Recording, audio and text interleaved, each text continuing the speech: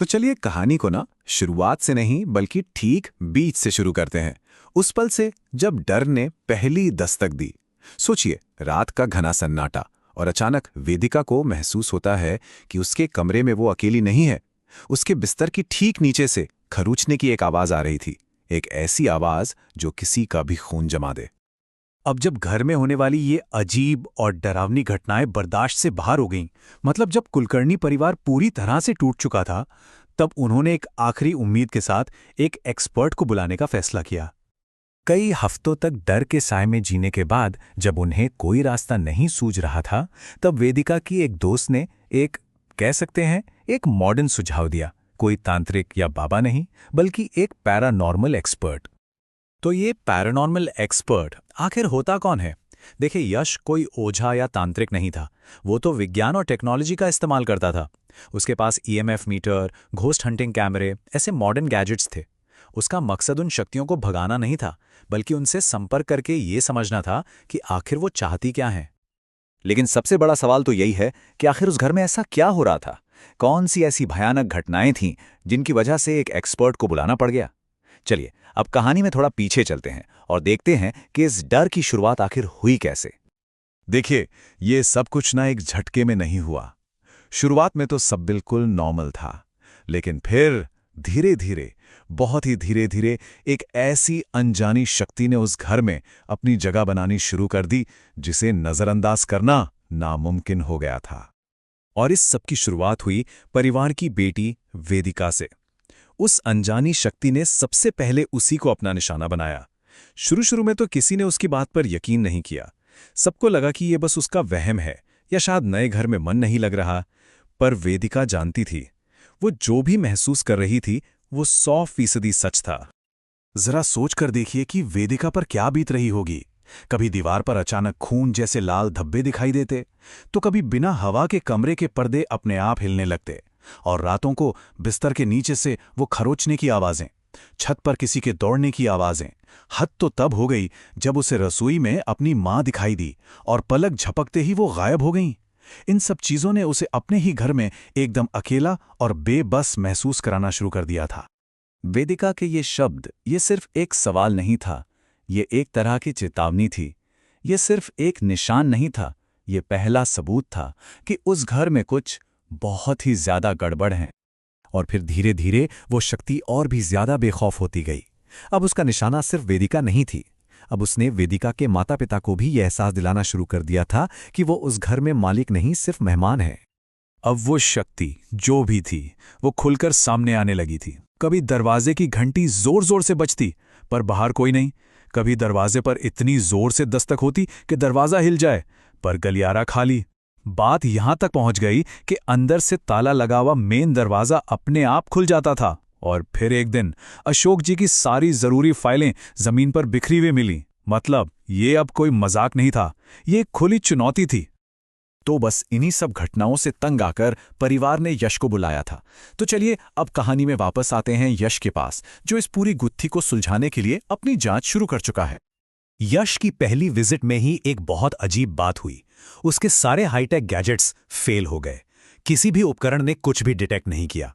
ऐसा लग रहा था जैसे घर में कुछ है ही नहीं। लेकिन यश को अपनी गट फीलिंग पर पूरा यकीन था। उसे एक बहुत मजबूत नेगेटिव एनर्जी महसूस हो रही थी। वो समझ गया था कि जो भी शक्ति यहां है वो बहुत चालाक है और जानबूझकर खुद को छिपा रही है।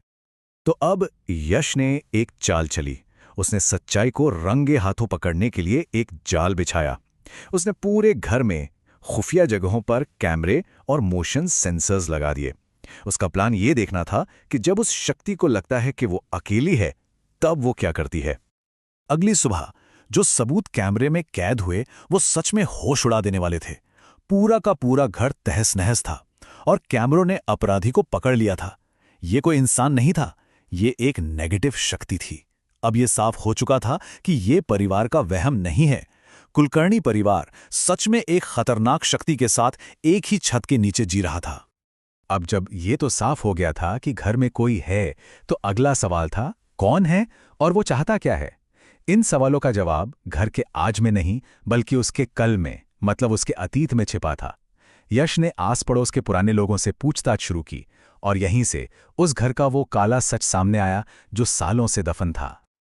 ये इस कहानी का शायद सबसे दर्दनाक हिस्सा है, वो वजह जिसकी वजह से ये घर एक भुताहा घर बन गया। बात है 15 साल पहले की। सतपाल नाम के एक आदमी अपनी प्यारी बेटी माया की शादी की तैयारियों में लगे थे। घर में खुशी का माहौल था, लेकिन एक तूफानी रात एक चोर घर में घुस आया। गहनों के लिए छीना झपटी हुई और उस चोर ने सतपाल की जान ले ली। अपने पिता की मौत का सदमा माया बर्दाश्त नहीं कर पाई और उसी घर में अकेलेपन और दुख में उसकी भी मौत हो गई। तो क्या इसका मतलब ये है कि माया की आत्मा बुरी थी? क्या वो कुलकर्णी परिवार को कोई नुकसान पहुंचाना चाहती थी? यश के इन्वेस्टिगेशन के मुताबिक ऐसा नहीं था। वो एक बुरी आत्मा नहीं, बल्कि एक दुखी और तड़पती हुई आत्मा थी, जिसकी सिर्फ एक ही मांग थी, एक ऐसी मांग जो कभी नहीं बदलने वाली थी। यश को समझ आ गया था कि घर में मौजूद ये शक्ति कोई और नहीं बल्कि खुद माया है। वो बस अपने घर में अकेली रहना चाहती थी। वो उस घर की हिफाजत कर रही थी जहां उसकी और उसके पिता की यादें बसी थीं। उसकी नज़र में कुलकर्णी परिवार घुसपैठिया था। उसे बदला नहीं चाहिए था, उसे बस अपना अकेलापन चाहिए था। और फिर कहानी अपने क्लाइमैक्स पर पहुंची। अब सब कुछ साफ हो चुका था। यश ने अपनी सारी हिम्मत जुटाई और सीधे माया की आत्मा से बात करने की कोशिश की, ये जानने के लिए कि आखिर इस सब का हल क्या है, शांति कैसे मिलेगी। माया का जवाब बिल्कुल साफ, सीधा और बेहद डरावना था। कोई समझौता नहीं, कोई बातचीत नहीं, बस एक शर्त, एक अल्टीमेटम। ये घर छोड़ दो, ये मेरा है। अगर तुम लोग नहीं गए तो मैं किसी को नहीं बख्शूंगी। अब कुलकर्णी परिवार के सामने एक बहुत ही मुश्किल फैसला था, अपना घर या अपनी जान। वो समझ चुके थे कि इस लड़ाई को वो कभी नहीं जीत सकते। ये घर अब उनका नहीं रहा और इसीलिए बहुत भारी मन से उन्होंने अपना सब कुछ, अपने सपने वहीं छोड़े और उस घर को हमेशा के लिए माया के हवाले कर दिया। लेकिन इस पूरी कहानी का सबसे डरावना हिस्सा जानते हैं क्या है? कहा यह जाता है कि यह कहानी एक सच्ची घटना पर आधारित है और वो घर आज भी मुंबई में कहीं मौजूद है, वीरान और खामोश। और लोग कहते हैं कि उस बंद दरवाजे के पीछे माया आज भी इंतजार कर रही है।